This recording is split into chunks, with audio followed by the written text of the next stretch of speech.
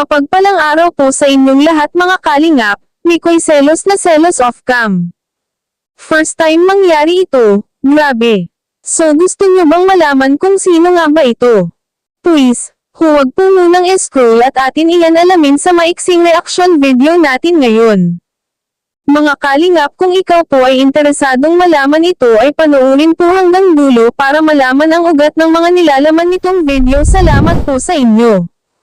At syempre po ay huwag po natin kalimutan suportahan ang ama ng kalingap na si Val Santos Matubang at si Kalingap Rab. Salamat po sa walang sawa niyo pong pagsuporta. So mga kalingap, atin pag-uusapan ngayon ang hindi inaasahang pangyayari, Mikoy selos na selos off cam. Grabe, first time mangyari ito, sadyang ang hindi matanggap ni Mikoy nang malaman ito, umano, may karibal siya sa pag-ibig kay Krista. Ayon sa aking haka-hakang nalaman, merong may nagkakagusto kay Krista na talagang binisita pa ang dalaga para makilala. Pinuntahan pa talaga sa kanilang bahay. Naku naman, parang lalamangan pa ata si Mikoy sa pangliligaw nito. Isa ding matipuno, guwapo at kung sabihin na nating ito ang gusto ni Krista sa isang lalaki. Ngunit paano na si Mikoy, na naghihintay ng 3 years para sagutin lamang ni Krista? Mikoy, may pag-asa pa ba?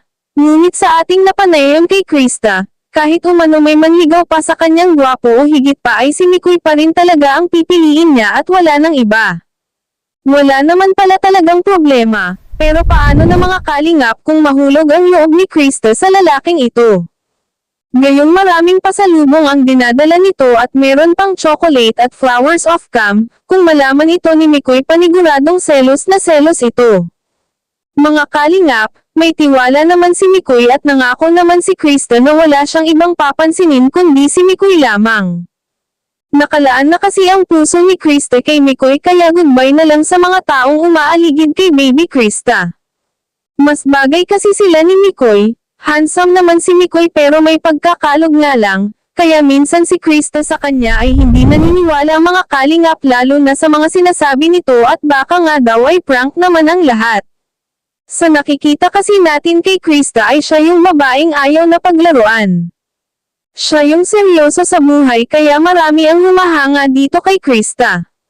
Sa murang edad ay matured na kaagad ang pag-iisip nito at tanging hangad lamang ay ang makatulong sa pamilya. Kaya mga kalingap, dahil nga sa perang ibinibigay ng sponsor sa kanya ay isinishare niya din ito lalo na sa mga kamag-anak niya. Hindi madamot na dalaga kaya iyan ang tanging gusto ng mga kalalakihan sa isang dalaga o mapapangasawa, kaya ang swerte naman ni Mikoy kung maging sila talaga.